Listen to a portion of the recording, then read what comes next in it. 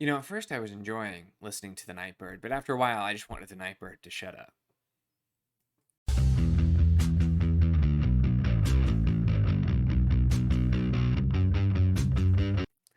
Hello and welcome to my channel. In this video, we're going to be talking about Speaks the Nightbird by Robert McCammon.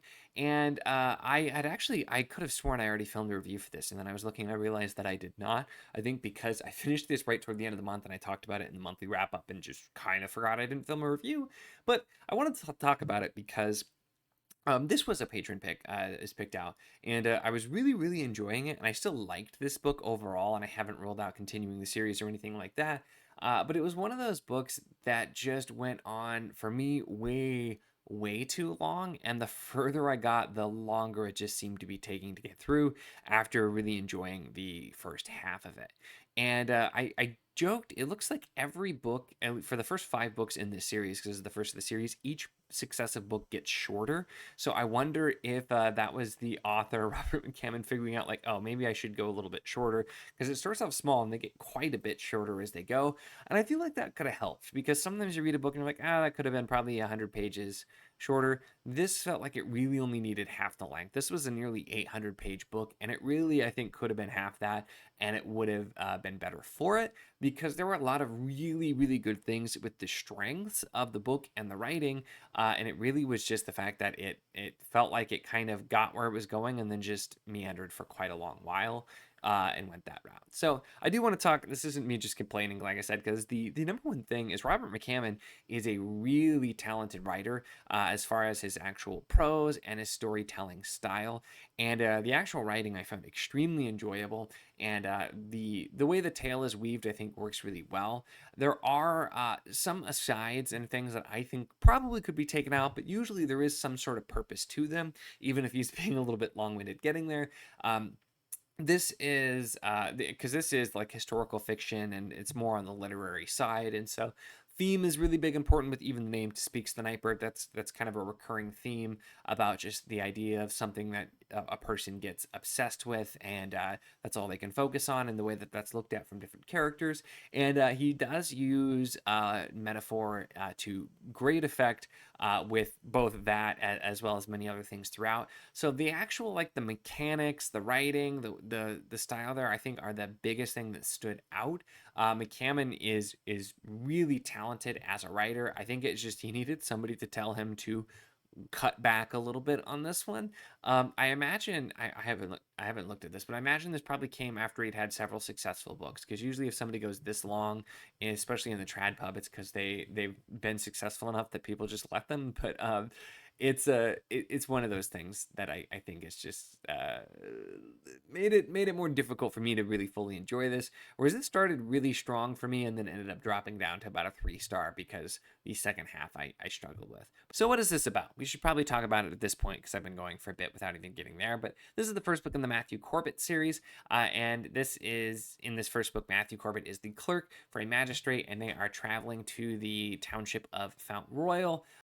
This is taking place in, I think, 1699, so right at the very, very late 1600s, early 1700s, that type of time period in what would become the United States of America, and it's quite different there, and so that's kind of the basis there, and really it feels like a very strong period piece where that's really important the way that we're looking at the descriptions, and it feels very much those aspects I think are really, really well done as well with how it's really setting up this setting and this town, and the big thing that's happening in the town specifically is they have somebody who's accused of being a witch, and people are waiting for the witch to be executed because they think they're doing evil things in the town. People are fleeing, and it's a really desperate situation for the person who founded the town because he doesn't want people to leave. And so the magistrate's going to have to make the determination on what's going to happen and do this. But there are a lot of trials along the way. He ends up being ill, and there's a lot of complications there.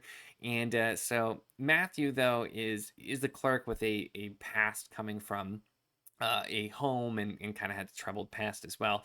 And so it's really him Granted, it's the Matthew Corbett series, so of course it's him.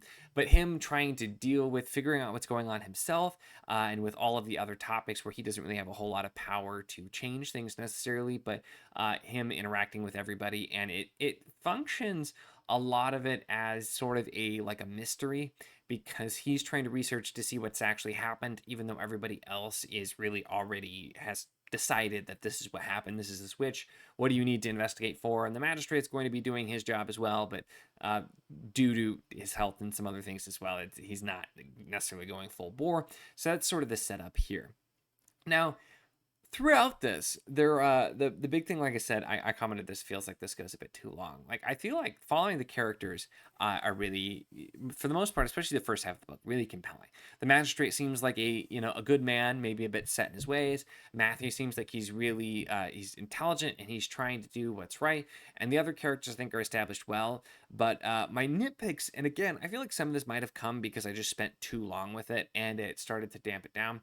So the just to recap, really phenomenal writing. I did do audio for this one too, I'll note, and the narrator does just a fantastic job bringing the really wonderful writing to life. And so that was a really nice experience there. And the setting, the historical fiction setting here of this time period, also just very vivid. Really well done, evocative language, so really strong basis.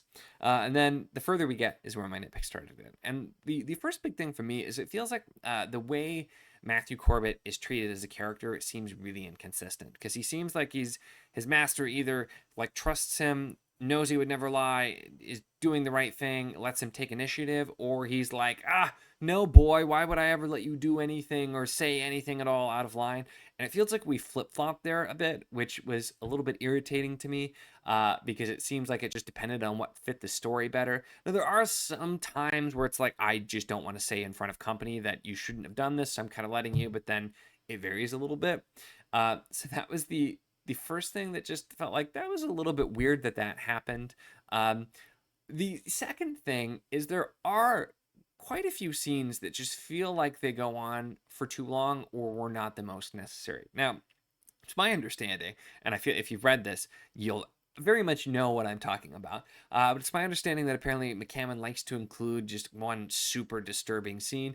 There are a couple here with descriptions in a lot of detail as to what happened, what witnesses saw with the witch, that type of thing set up as well. But then there's also another scene involving a character that did not feel like it was particularly necessary to the story whatsoever. It did call back to something from early on, but it just felt like it was really unnecessary to include, let alone for the length that it was. Could have very much done without that. And the third big thing is just ultimately, I feel like this would have been as much the plot to this story as an episode of Scooby-Doo. And that's the only way that I can really say it, is so much of what's happening and sort of the way it's done without getting into any spoilers just felt like this could have been an episode of Scooby-Doo if we just take out the more adult-oriented things in there. And I feel like if your big 800-page historical fiction mystery thriller set piece feels like an episode of Scooby-Doo, you've somehow lost something along the way. That shouldn't be what it feels like, and I just could not get that out of my head, because it really did feel like that in a lot of ways to me. And so that was really unfortunate. I will say the other thing that sort of reminded me of, which I think worked much better, is the TV show Broadchurch with David Tennant. It's a BBC show. There was, I think, a US version, but I never saw it. But anyway, where you're going into this town and everybody has secrets, and some of those secrets end up coming out, but they're not necessarily related to the actual mystery. And I think that worked a little bit better with seeing that and finding out more things with it. But also, it just felt like some of that, again, went on for a really long time, with actually figuring out what was going on, or having things be somewhat unrelated. And so ultimately, I feel like I still would have had some complaints, I feel like, about this, but if this would have been 400 pages, I feel like most of my nitpicks would have been much more forgivable for me. And so that remains the really big thing But I would be curious, for those of you who've read more in the series too, based on my complaints here, is this does it sound like something I should continue? Because the writing alone, I think, was enough that knowing the books are going to get shorter may it has me curious, just because I think there's a lot of strengths here. But I'm hoping that my complaints also get more resolved as we go along as well. So I would be curious to hear from you. So definitely let me know if you've read this and continued on the series and kind of how you felt there. But really, though, those are my thoughts on Speaks the Nightbird by Robert McCammon. Let me know your thoughts if you read this down in the comments below. Make sure, of course, to give the video a like if you enjoyed it. Check the links in the description, as always, for the Patreon if you want to support what I do, as well as the Wizard of the Enclave Discord if you want to chat books, whether this book, other books, really anything at all. It's a lot of fun and we'd love to have you. And of course, if you enjoy my content, make sure to subscribe.